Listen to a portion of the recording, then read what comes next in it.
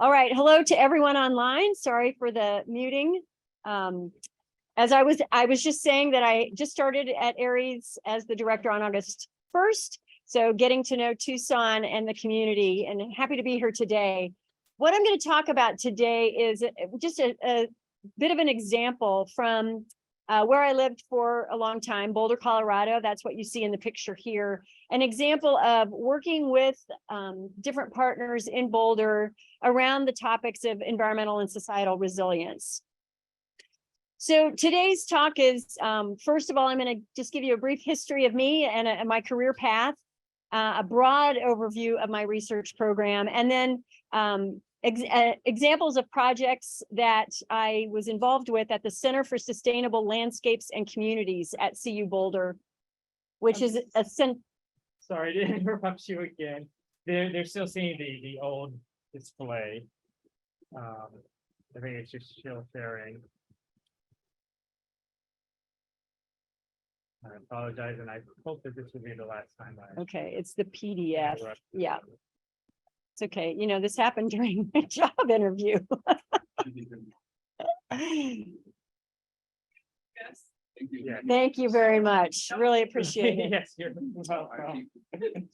Thank you. Okay, you can see, you can hear, all good. All right. So I'll talk a little bit about some projects that I was involved with at a center that I helped to found at the center at CU Boulder. And then I'd like to end with just a bit about my thoughts around Aries and CAPLA and possibilities for collaboration around the topics of resilience. So just a brief history. I grew up in Kansas, and I was an undergraduate biology major at Kansas State University, where I learned about ecology and got really excited about working outside and working with plants and animals in nature. And at that time, I was fortunate to be a field research assistant for both graduate students and professors in my department. And so I got to experience a lot of different projects as an undergraduate. I went on from there to do a master's degree in biology. I was at the University of Nebraska, but I was doing my thesis research at the Rocky Mountain Biological Laboratory, or Rumble, in Gothic, Colorado. And that's the picture in the upper right. A wonderful field station that brings together people from all across the country to study various aspects of ecology and evolutionary biology. The picture below is Konza Prairie, which is a large tall grass prairie near Manhattan, Kansas, where I was an undergraduate. So if you fast forward quite a few years, I began to really understand that my passion was around the intersection of human activities and ecological systems. And so after studying some pretty specific biological, ecological questions in remote places, I realized that what I really wanted to understand was how humans interacted with the environment and how we might help to shape those interactions in a more positive and productive way. You know, at the time I was learning a lot about habitat loss and biodiversity loss and extinction. And I looked to the fields of landscape architecture, and planning as ways to help shape the environment in a more positive and productive way. So I ended up getting my PhD and moving into a faculty position in working in this intersection. The picture on the right is a sabbatical that I took in Tanzania quite a few years ago now, where I was working on disease ecology, trying to understand how the spatial configuration of landscapes might influence disease transmission and emergence. So my PhD was at the Graduate School of Design, a partnership with the GSD and the Graduate School of Arts and Sciences at Harvard, where I studied landscape ecology with Richard Foreman, who you may know, who is an ecologist and really became interested in this intersection as well, and has done a lot to advance the field of landscape ecology here in the US. And so that was a tremendous experience. I took classes alongside landscape architecture students and took a drawing class, learned how to do various aspects of grading and drainage, for example. And so it was a really tremendous experience for me to understand what landscape architects were involved with when they were designing landscapes. So that led me to my first faculty job, which was actually within the environmental design program in the landscape architecture department at UC Davis. And so I spent 2.5 years there teaching students about ecology, basically teaching landscape architecture students. And it was wonderful. I really enjoyed it. I taught studio courses. I took students out into the field. It was a really tremendous experience. And one of the constraints there, or not constraints, I should say, one of the opportunities there was to get involved in doing research locally. And so I started some research projects there, that one of which I ended up continuing for over 20 years and just ended a few years ago. So it was a really great experience. I was then recruited to go back to Colorado, and I loved Colorado, so I ended up going back, but unfortunately didn't maintain that close connection with environmental design. I went into an environmental studies program and ecology and evolutionary biology. So since then, I haven't had as close of a connection with the design practice. And I'm excited to be here today and excited to sort of investigate and explore how we might work together through my role at Aries, because that's a really meaningful part of my professional background and experience. In terms of leadership, I served as chair of the environmental studies department for a 4-year term at CU Boulder. I also was chief scientist of the National Ecological Observatory Network, or NEON, as a visiting scientist on leave from CU Boulder. And then more recently directed the Earth Leadership Program as part of my faculty position at CU. So all of those were at CU Boulder right before I came here. So just to give you kind of a broad look at my research program, I'm not going to go into any specific details, but as I said, after studying pretty specific ecological questions in remote areas throughout my bachelor's and master's degrees, I realized that I really wanted to understand more about human activities. And I love this image. You know, this is a series of satellite images that have been put together of the Earth at night. And I love looking at this picture and others like it, because I just think it's so fascinating to try and understand the imprint of humans on Earth, and the geographic disparities of the imprint of humans. So, you know, especially if you look at the United States, the difference between the East and West is just so striking in terms of the density of the human population. So I was really interested in exploring what are the ecological consequences, outcomes related to human activities. And so, as I said, I'd been hearing a lot about habitat loss as the leading cause of species endangerment. This is actually a figure from the late 90s. And, you know, it's no surprise, I think, to most of us that the leading cause of species endangerment is habitat loss or habitat conversion. It's not really lost, it's converted from one thing to another. And these other impacts certainly affect species, but habitat loss is really the leading cause. And so I was really interested in understanding what components of loss, how we might reconfigure landscapes so that this loss of habitat was not so dramatic and so consequential for species. So throughout my research career over the last 30 years, really, I've been involved in a number of investigations of the impacts of habitat loss, fragmentation, and restoration on the persistence of native species, communities, and ecosystems. I've worked on a variety of different organisms and ecosystems, prairie dogs in grasslands, and plants in vernal pools in California, and insects in riparian areas. So a number of different ecosystems, but really always with the goal of providing relevance to this interface between environmental science and policy and planning regarding these ecological responses to environmental change. And these ideas really were synthesized in a book that I authored in 2009, Ecology of Fragmented Landscapes.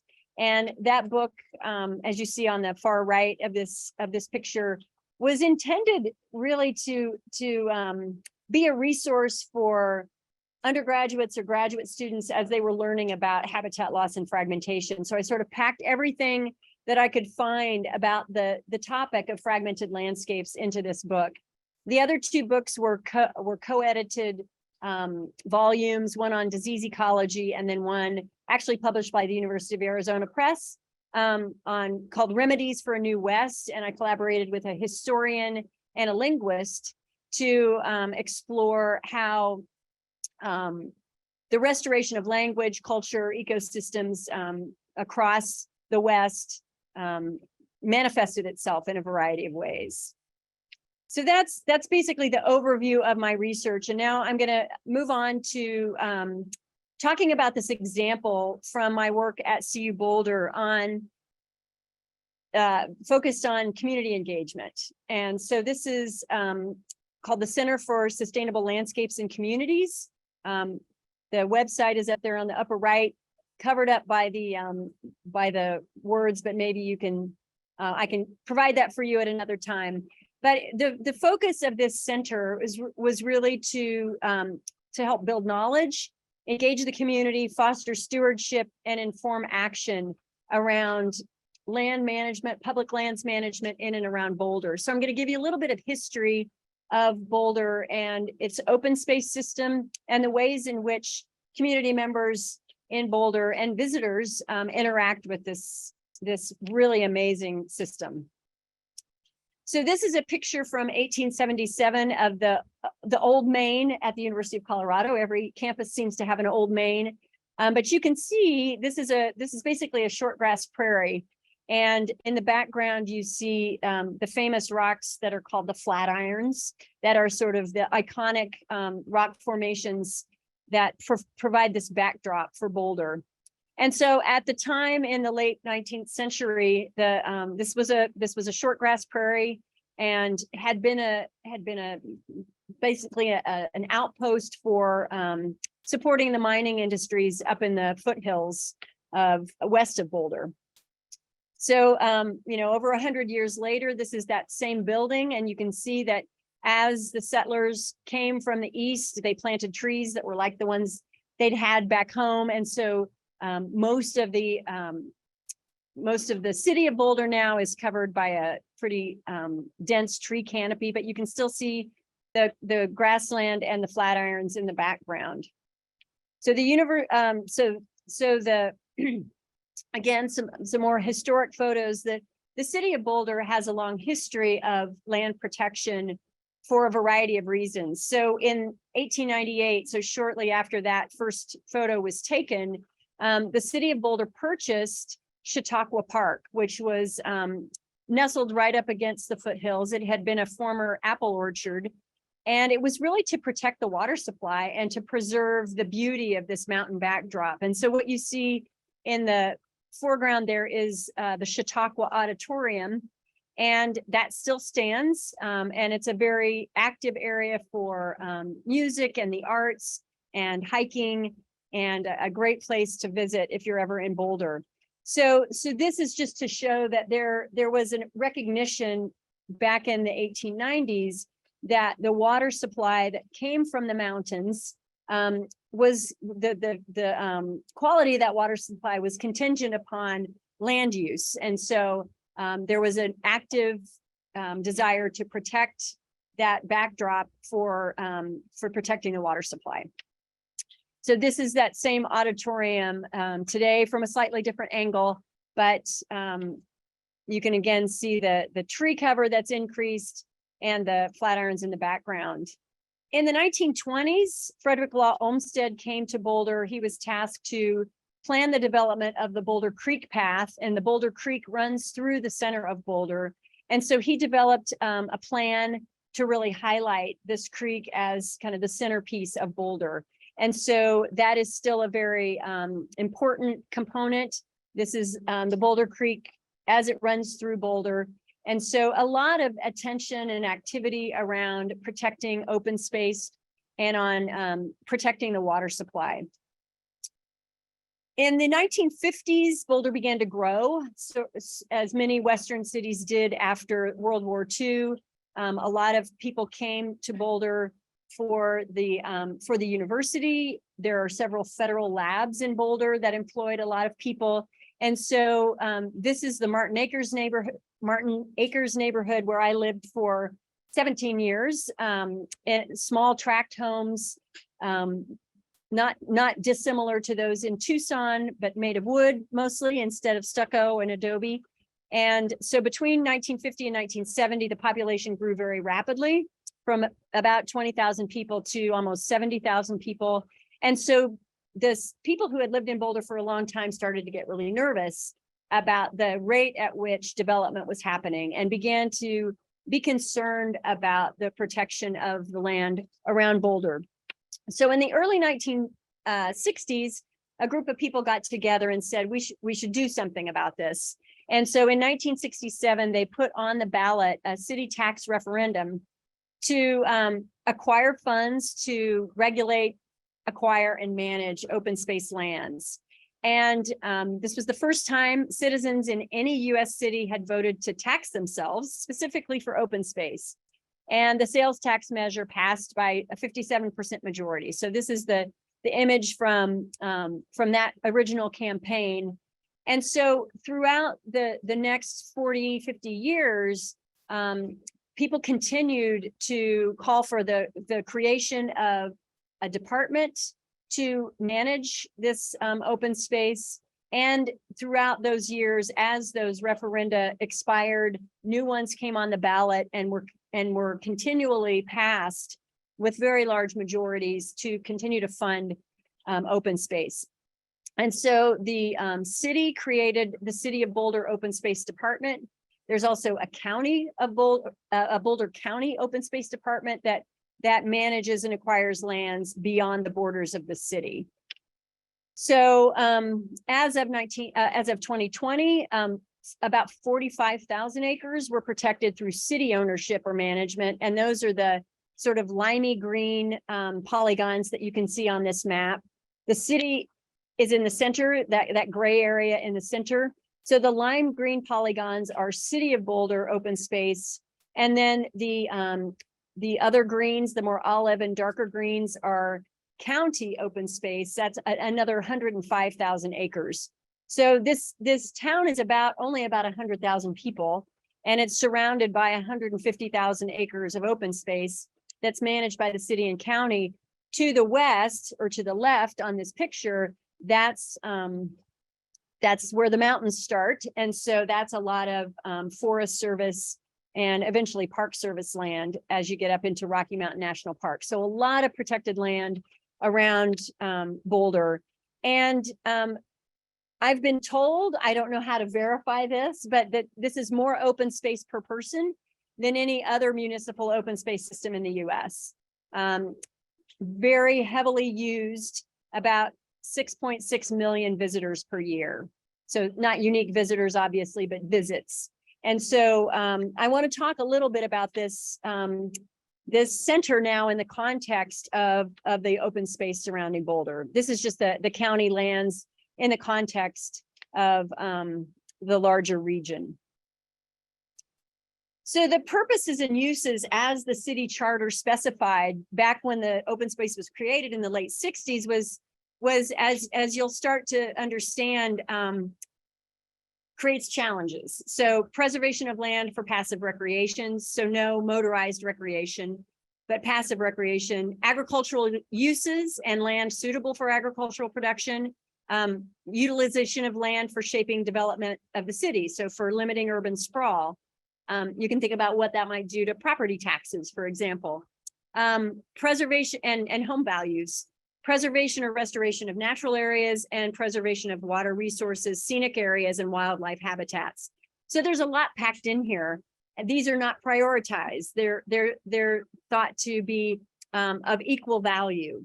So managing recreation and conservation and agriculture begins to be a challenge.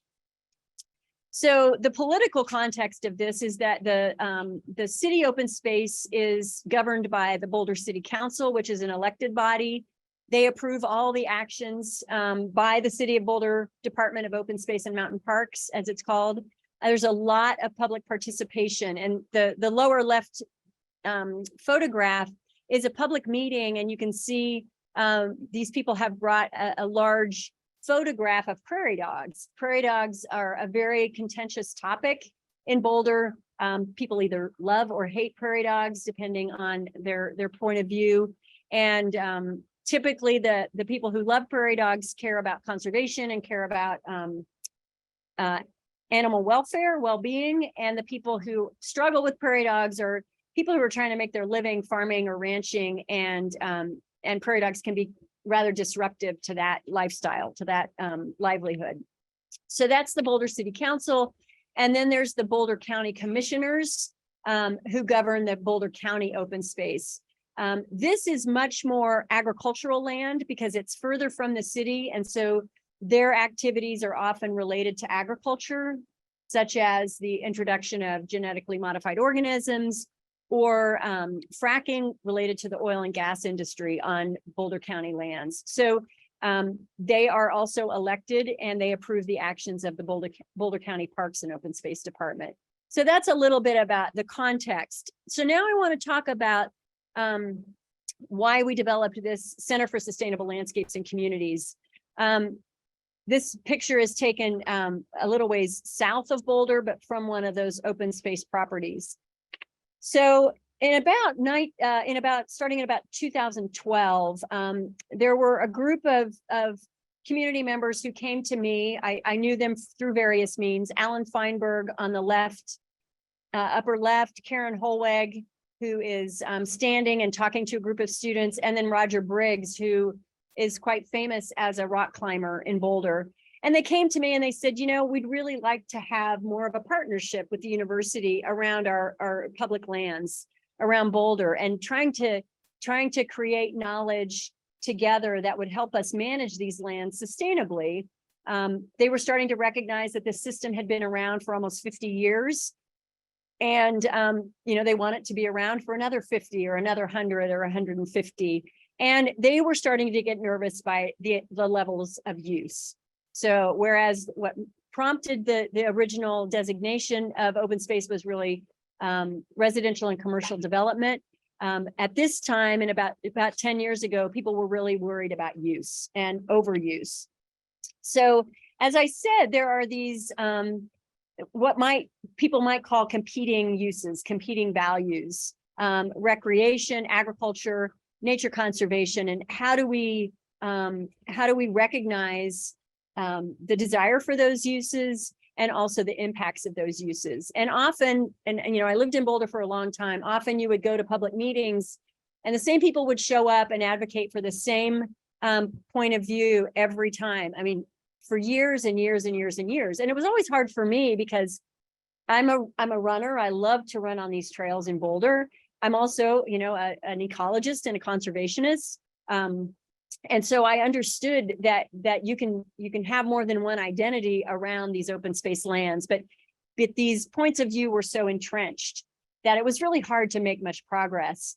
And so we thought of this center as a way to foster maybe a more constructive dialogue in the community around how we might manage these lands for all of these values and opportunities. So the recreational use, as I said, lots of trails in and around Boulder, over 150 miles of trails on open space lands. Trails offer access, but they may also fragment habitat, enhance invasions by exotic species, increase erosion, and promote user conflicts. Mountain bikers versus bird watchers, for example, not terribly compatible uses. You can see here, the sign always makes me laugh because if you just look at the complexity of the messaging on this sign, you know, welcome to Springbrook Trails, but you can't walk your dog on this trail. If you're a cyclist, we want you to yield to the dog walkers, but then the horses are yielding. It's just so confusing. You know, and if the trails are muddy, make sure that you don't go off the side of the trail, go through the mud. So there's a lot of messaging here that some people might look at and say, wow, this is just kind of overregulated, too much going on. But this points to some of those management and conflict issues.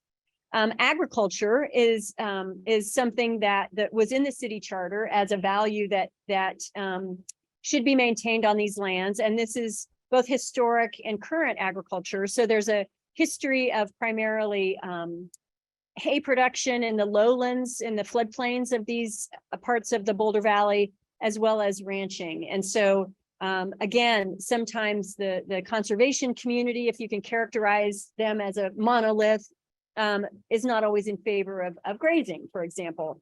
And then recreationalists worry about trying to run down a trail that's got cow poop all over it, or that they're worried about that, cows actively grazing, and they worry about their safety. So those conflicts can come up.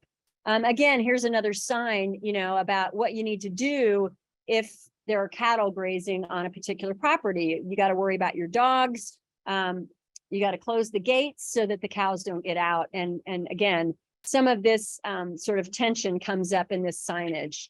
And then nature. Some of these areas on the open space system are designated as habitat conservation areas, where there are, again, special rules about what you can do and how you can use that space, and what are some of the regulations to follow. And prairie dogs, as I mentioned, I actually did a 5-year research project on prairie dogs and plague. And so this also figures into the issues of use, because often if there is a plague outbreak on a prairie dog colony, then there's a human health issue, risk of exposure to that disease. So that was, sort of some background on 2012, identifying these issues, deciding we should start a center. And then a couple of additional things happened. The 4 Mile Canyon fire, which was very close to Boulder, burned 400 homes back in 2010, I think. And then in September of 2013, we had this massive flood that was characterized as a 1,000-year flood. Again, massive damage. And so people really started thinking about resilience, sustainability, conservation, restoration. So as kind of a first stage in 2016, we organized an event on thinking about open space lands into the future.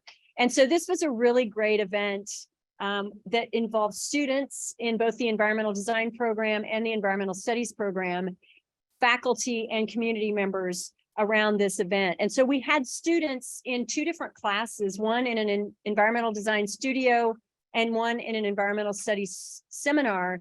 The environmental studies students were primarily doing research that they would then present to and with the environmental design students, who then took that information and came up with scenarios for the future, ways in which the land might be used more sustainably.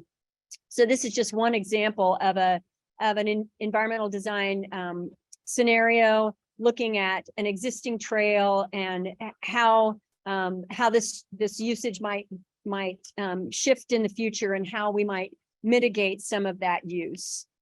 So just an example of a way to engage students and faculty and community members in this exercise. The community members were involved, Alan and Roger and Karen, as I pointed out earlier, very involved in helping the students understand what some of the issues were. And then they presented this at a public forum where there were probably 200 community members, students' parents. It was just a fantastic event.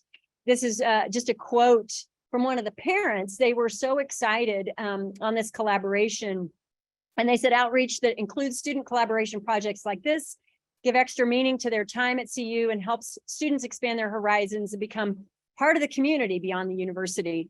It was truly impressive to see the wide array of ideas that could be implemented, and especially from the next generation. Seeing the interaction between community leaders and the kids was inspiring to all of us. So I think this was a really wonderful way to begin to bridge that gap that often exists between the university and the community.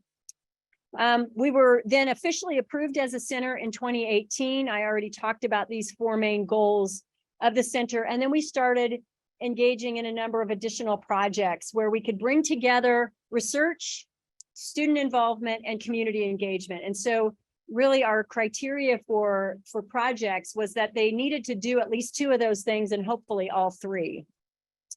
So our projects, as I said, would usually identify a community need or interest, working with agencies, individuals, and organizations, faculty and student collaboration through coursework or research investigations or design investigations, and then funding from the CU Office for Outreach and Engagement, private gifts and grants. The funding was a challenge because this is not something typically that federal agencies want to fund. It's kind of local and grassroots, and maybe not the most exciting research frontier, but really meaningful to the students, to the faculty, and to the community. So I want to talk about a project that we did in 2020. This really emerged from working with one of the city staff who said, you know, we talk a lot about trends, like demographic trends and building trends. We don't educational trends. And actually, there's a foundation in Boulder that produces a trends report every 2 years that's on those social trends. And he said, you know, we don't have anything about ecosystem trends. We should know more about how our local ecosystems are doing. We learn a lot about, you know, climate change as this global force, but what's happening right here in Boulder? So I convened a group of students and we embarked on this effort. It took about a year to put this together the first time.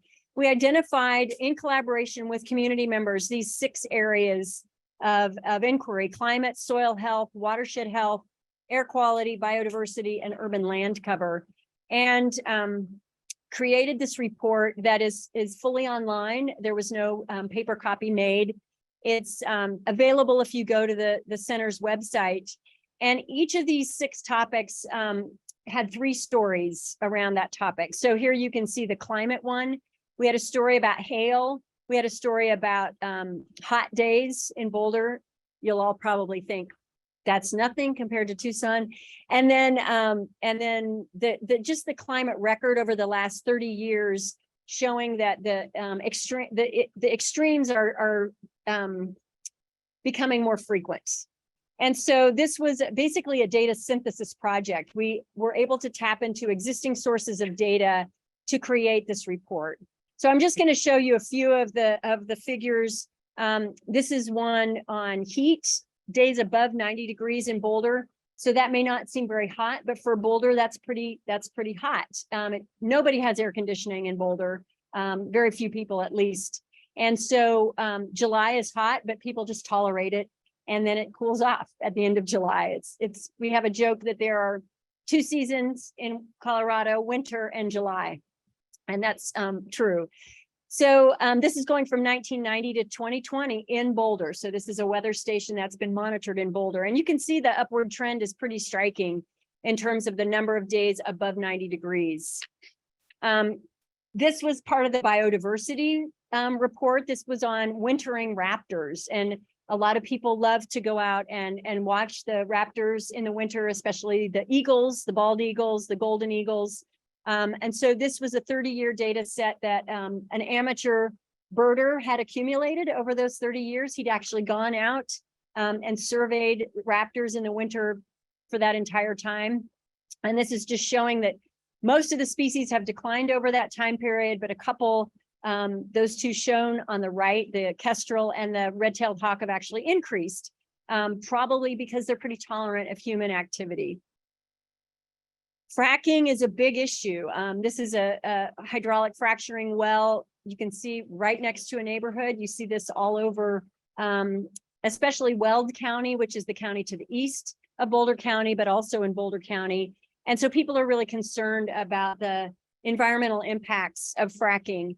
And so we had a section on air quality that showed some data from the Boulder Reservoir, which is near Boulder, and then the Union Reservoir, which is near Longmont, which is about 10 miles east of Boulder, where there's a lot more fracking.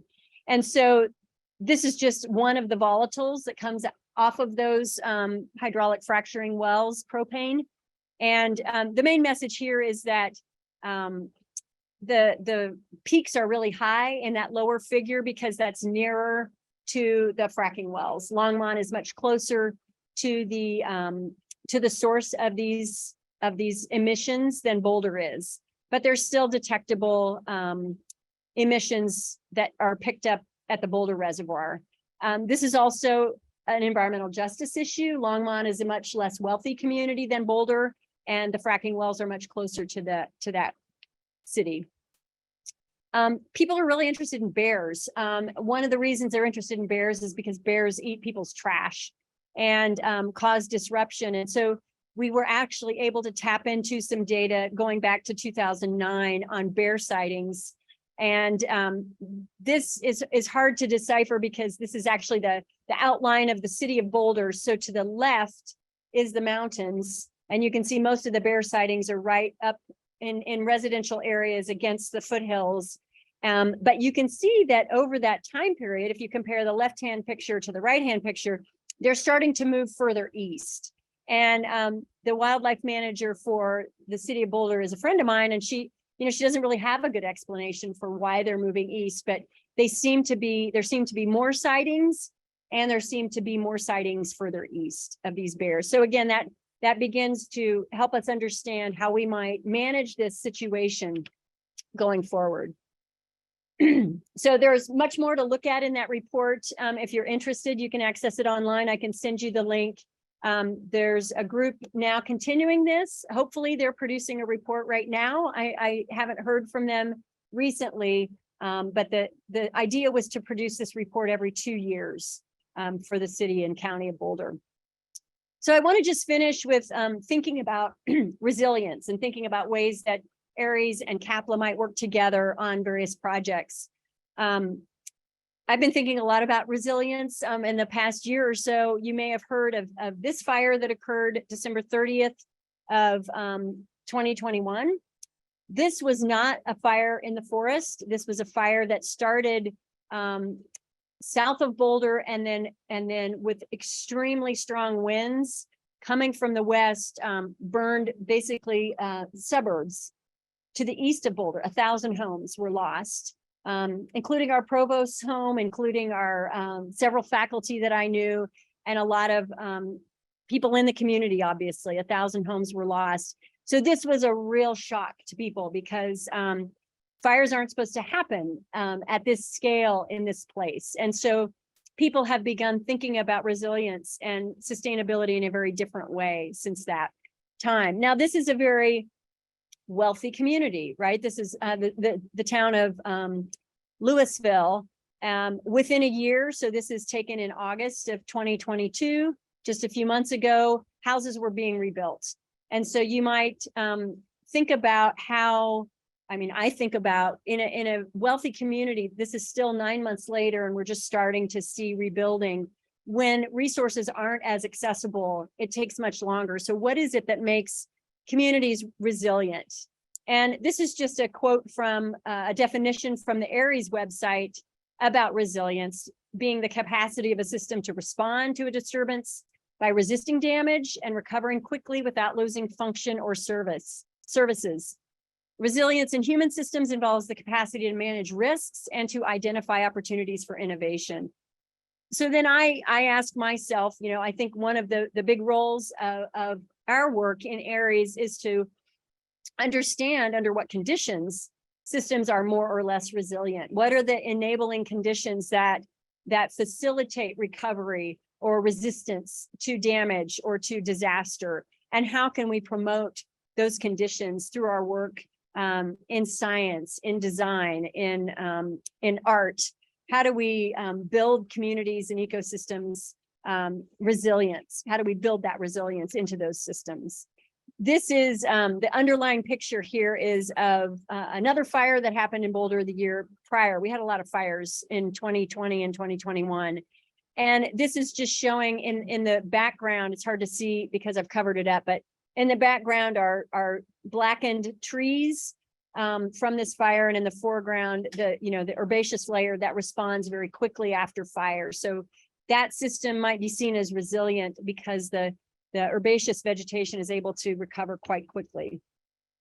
So in terms of priorities for ARES, as I think about moving into this director role, really focusing on supporting research and innovation, building capacity for people to do the kind of resilience work with communities, and to cultivate authentic and enduring relationships that allow these collaborations to happen. And so I'll just quickly run through each of these in terms of research and innovation. And we were just talking about this prior to my talk today. Funding for faculty, staff, postdocs, and students to build those interdisciplinary connections across the campus, and then seed grants to stimulate transdisciplinary research going out into communities and working with people and organizations. Building capacity. I'm really interested in creating training programs where students and faculty can learn tools, competencies, a mindset around doing transdisciplinary research, building learning communities across these disciplinary boundaries to share experiences and best practices, and then supporting that knowledge co-production, which I think is so critical. So when we talk about transdisciplinary research, it's really about co-designing research with organizations, communities, co-producing that research knowledge, and co-implementing those solutions to have the greatest impact. And then cultivating authentic and enduring relationships with a wide range of participants, embracing diverse identities, perspectives, forms of knowledge and expression, and really practicing that deep listening that I think is required to build trust and respect. This is a project done by a woman that I collaborated with quite a bit in Boulder, Marta Kern, who's a dancer and runs an organization called Eco Arts Connections, and has done a lot of work with high school students and younger around communication, artistic communication related to climate change. So I'll end there. I invite your questions, any thoughts, ideas you might have on collaborations and ways we might work together. So thanks so much for your attention, and happy to answer questions.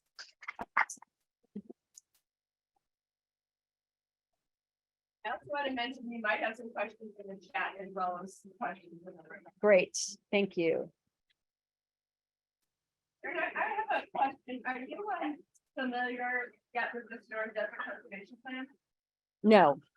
Because you talk about the kind of open space planning in Boulder, the county partners with all the jurisdictions. Maybe we just finished it 2 years ago. Okay. But it's a very CAPLA plan. It has to do with setting aside ecological buffer zones around the whole urban core, including agricultural land, working landscapes. Okay, great. Yeah. And do you know if anybody's doing research or students are being involved with anything related to that? No, if they are right now or not, but it won a lot of planning awards because it's very interdisciplinary, involved with the branches. Oh, nice. Industries to set aside, to discuss the other technical advisory. Okay, Website. Okay. great. It actually acts. Yeah, yeah. Very similar. Yeah. Yeah. Thank you. That's great. Yeah, Bo. Really impressive presentation. You definitely covered all of the backgrounds. Yeah.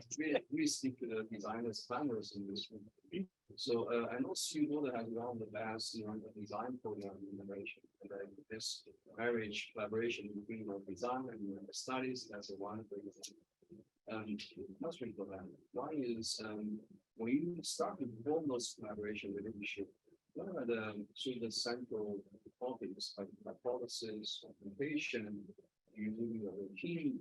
So how you really, since oftentimes how you really make this wonder about this sort of background, so the work, how you really forming the first thing, how the knowledge can be applied, the implication impact. So how is that? The second is Repeat the question. Sure. Yeah. also the second question is related to the funding. You mentioned funding is challenging. And then do you have any insights about the sustainable way of doing this? Because those may not be funding as a continuous funding stream. So how Right. the program is still doing, or any suggestions? Yes. That the fracking is doing, will you similar to that? Mm. Or Right. Okay, so two questions. One about how did the collaboration between environmental studies and environmental design kind of come to be? And then the second question about funding the center. So the first question, the collaboration. So, I carried with me from my graduate work and from my experience at UC Davis, this real deep interest in design, in environmental design. And at the time, one of my former classmates from the design school was teaching at CU in the environmental design program. So we just started talking. So it was built on a personal friendship. We started talking about this open space center idea, and we basically just cooked this up one morning over coffee. Like we should get environmental studies students together with environmental design students, and sort of what I love about design is that it's sort of the physical manifestation of ideas, and it's much more compelling to present those ideas visually rather than showing a graph or showing some text. And so we basically worked together and came up with this model where it was primarily the ENVS students doing the research and information gathering, but the ENVD students were also involved in that. And then the ENVD students having the expertise to create the visual imagery to represent a lot of these ideas. And so that was really powerful. The funding is really tough. So our original business model was that we would be seeking private contributions. Boulder's a very wealthy community. A lot of people that have a lot of wealth, retire in Boulder. They want to come to Boulder and enjoy this open space. And so we really thought that could be a source of funding. It turned out to be harder than I thought to access those people and those funds. And so we also were able to get some funding from the university. And right before I left, we were able to get a small NSF grant to fund some collaborative work. NSF is starting to get more oriented toward community engaged research. And so it was called, I can't remember the name of the program, but I'll have to go back and look. But it was a program designed for communities and universities to work together. So we got $50,000, and the promise was for $1 million grant if the $50,000 grant went well. So, and I don't know if the people I sort of passed it along to, I don't know if they have yet applied for the larger grant. I don't know if that opportunity has come up yet. Thank you. Yeah, sure. It looks like I have a question here. Coming from so many successfully articulated endeavors in Colorado, are there any facets of or any specific focus that you intend to bring to CAPLA? If so, what about these concepts do you believe make them most transferable? Yeah, that's a great question. I think I guess to kind of reiterate what I said previously, I think one of the really compelling aspects of design and planning is that visual sort of the ability to capture ideas in visual form. And the way that the human brain works, I think we are often really compelled by those images. It helps us understand, how it would feel to be in a place, or how it might, how that place might look, and whether that's something that we want to, pursue versus another, alternative scenario. So I think there's a lot of opportunity to bring, that perspective of inquiry into other aspects of understanding the world and other aspects of land use change, for example. So I think that's really transferable. Specific focus about those. I mean, we talked about open space. I mean, Gina just mentioned the Sonora Desert Conservation Plan, but I think there are other opportunities, not just with, quote, wildlands, but with urban areas as well. We didn't do as much with that. We started into that with the ecosystem trends report. I mentioned one of the categories was urban land cover, and we were really interested in understanding sort of the current state of urban land cover and projections for the future. There's I don't know if you have many ash trees here, probably not, but there's a insect called the emerald ash borer that's killing ash trees all over, and probably Boulder's going to lose about 50,000 trees in the next 20 years. And people are really worried about that because, as you saw, the temperatures are also going up. And so what's going to happen to these amazing shade, shade opportunities and the urban heat effect? I'm looking at LAD. So that's something I think that we didn't get as far into in Boulder, but I think is, obviously work that you all are already doing here really highlights that urban resilience piece. Time for maybe one more question, but we should wrap up. Okay. Okay, great. So, I mean, I think Boulder's a great kind of or example of preserving open space, but the flip of that is densifying the urban core. Yeah. Boulder is probably less effective at, or at least has been historically. I wonder if your work has like reflected on better interaction between sort of the preservation and the urban development components, what has gone better in Boulder and what lessons did you? Yeah, boy, that's a long conversation. But I can say just briefly, I always imagined this center to be really broad, to not just be focused on open space, but those three people that I mentioned were deeply committed to open space. And that's where they wanted us to focus. We named the center broadly enough that it could encompass transportation and building and, all of these things that I hoped would come. And I think they might, depending on who's involved, but to date, it has been pretty focused on wild lands and public lands. I think what happened in Boulder is a bit tragic, that it's sort of bimodal. So there's still a very strong commitment to single family quarter acre lots and no, accessory dwelling units, and only 3 unrelated people can live in a rental property, really strict. And then in 2 or 3 thoroughfares, extreme high density housing, sort of separated from all of the single family housing. So it really looks starkly different. It's not woven together very well. And, I honestly don't know. I was not engaged in that process at all. We did invite the president of the Chamber of Commerce to be part of the discussions around the center. He's only one person, but much more connected to the business community and the development community. But it created some unintended consequences, that sort of preservation, single family dwelling attitude. I want to thank everyone for coming today, and thank you to the people participating. Yes, thank you. Thanks, everybody.